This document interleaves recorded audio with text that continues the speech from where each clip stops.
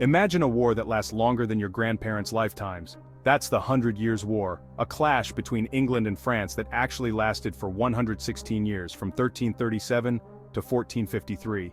It was a time of knights in shining armor, powerful kings, and incredible battles. This war wasn't just about fighting, it was about who would rule France and change the course of European history. The Hundred Years' War wasn't one continuous fight but a series of battles, truces, and power struggles. It was a time of great upheaval and change, with both sides experiencing victories and defeats.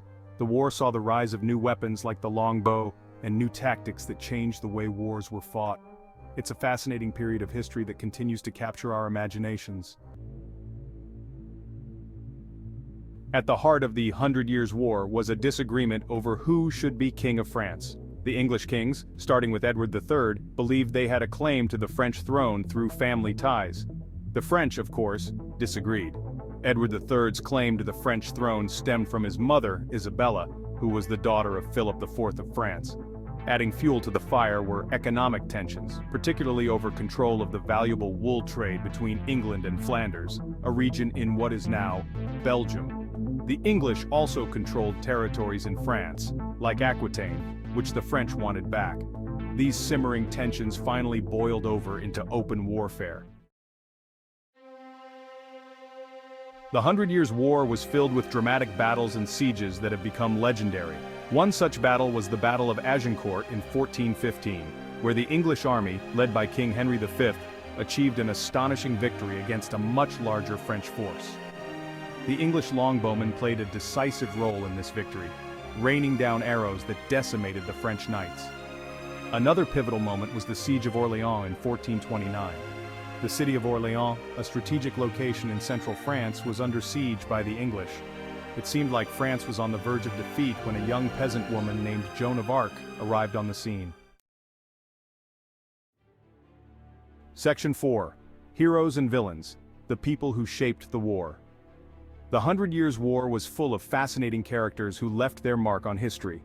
On the English side, Edward III, an ambitious and ruthless king, started the war.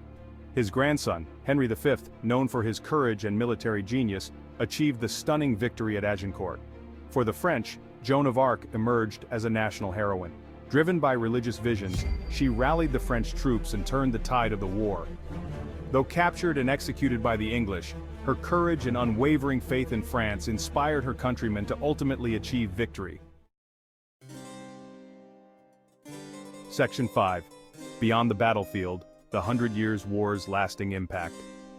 The Hundred Years' War wasn't just about battles, it had a profound impact on both England and France.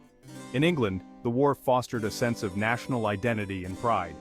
The English language began to be used more widely, replacing French in official documents and literature. In France, the war initially caused devastation and suffering, but it ultimately strengthened the French monarchy and laid the foundation for a unified French nation.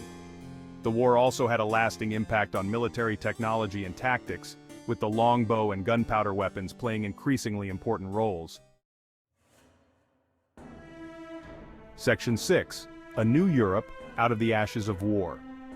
The Hundred Years' War, though devastating in the short term, ultimately helped to shape the political landscape of Europe.